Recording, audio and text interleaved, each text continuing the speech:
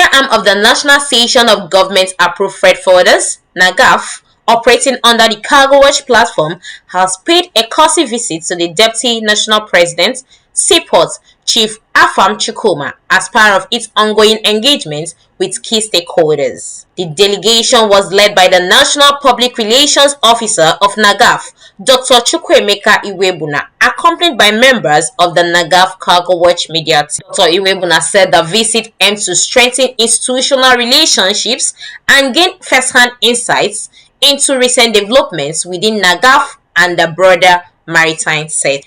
He emphasized that the engagement highlights the association's commitment to transparency, accountability, and credible media reportage. And to hear from you and to have a tete-a-tete with you, and also to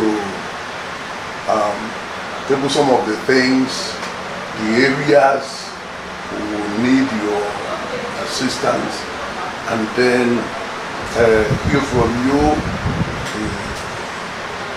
your concept about this media outreach. The Cargo Watch platform serves as an important channel for documenting leadership perspectives and operating policy-focused discussions, allowing members and stakeholders to better understand challenges and future expectations, he added. Also speaking, Deputy National Public Relations Officer and Head of Media Team, Mrs. Ruth Sunday, thanked Chief Chukwuma for the audience. She described the visit as timely, given the current economic realities affecting port operations. Mrs. Sunday explained that the visit is also aimed at facilitating an in-depth review of the association's performance, challenges, and outlook, commending Chief Chukwuma for his openness in sharing insights with the wider port community. What NAGAFF stands for and what NAGAFF can do. You know, let me even inform you a little bit. When we visited one of us last week, after hearing from us, he said, wow, I've been seeing your work, but let me tell you, NAGAFF, I will ensure that NAGAFF has this station, this license, radio license. We were so amazed. Were you there? Were you not there? He said, I will ensure that NAGAFF has this radio license. Providing feedback to the team, Chief Chukwuma described the past year as extremely challenging for the association and operators due to shifting economic policies and internal administrative pressures. Thank you very much. I would like to say very clearly that 2025 was a very challenging year in terms of business, in terms of even an association, in terms of managing my office. As NAGAFF, we had what was what I would call a very delicate moment in our history of election. Because I'm the Deputy National President Seaport, and 70% to 80% of the activities happen in the seaport. The eastern zone of NAGAFF had been one of the troublesome zones we've had. I say it with authority because I know what I'm saying. I've had to personally be deployed by the national president to go to the eastern zone to have a first-hand information and the management of the administrative issues there.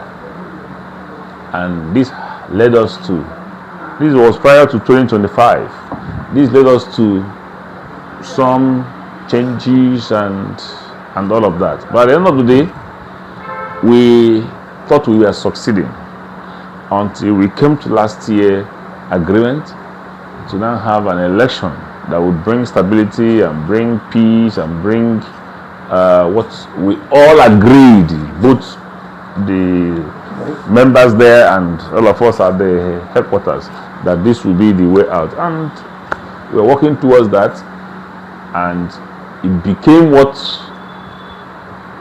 if not for God's intervention and the wisdom of the national president and the founder and some other people, was going to break NAGAFF. That's why I say it's very challenging, but as God may have it, we were able to navigate through the storm and we stabilized the ship.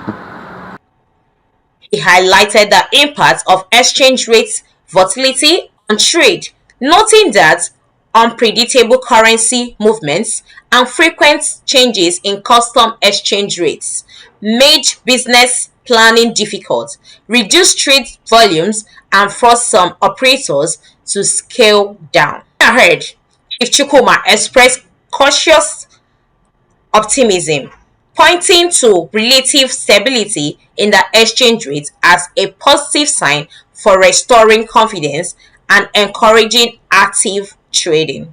Talking about the economy and our job as freight forwarders, you remember last year had so much inconsistencies as regards exchange rates. So many businesses could not predict what to do. So many importers could not trade, or they reduced their trading powers because it made no sense trading and making losses. It's only a fool that will be making loss and will be trading, because you are in business to make profits. And to us was causing it. It was not any magic. It was inconsistency in the government. Is it the policy now or whatever was causing it? You could not have, for instance, bought dollar at the rate of 1,500, for instance, only for it to go down to 1,200 before the goods arrive in Nigeria.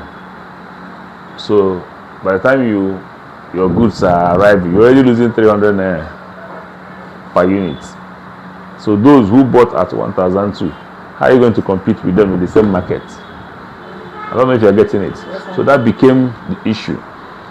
If you remember clearly, even Nigerian customs, who were issuing us the PAR that we used to pay duty, customs was changing exchange rates like where human beings were changing clothes. In a day, they can change it 3 times because they were trying to follow the CBN making these changes. And that inconsistencies chattered businesses. Because I made a recommendation. I know NAGAFF took a position in one of our press conferences last year.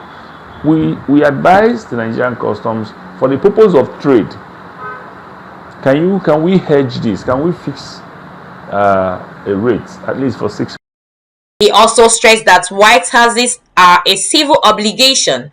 Accountability in their utilization must translate into improved infrastructure, security, and service delivery for operators, he said, while expressing his stand on taxation.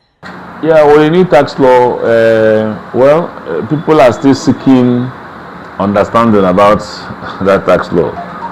But what we understand is that the summary of that law is that the rich people would have to pay higher, and then the poor people or those who earn less will pay much lower.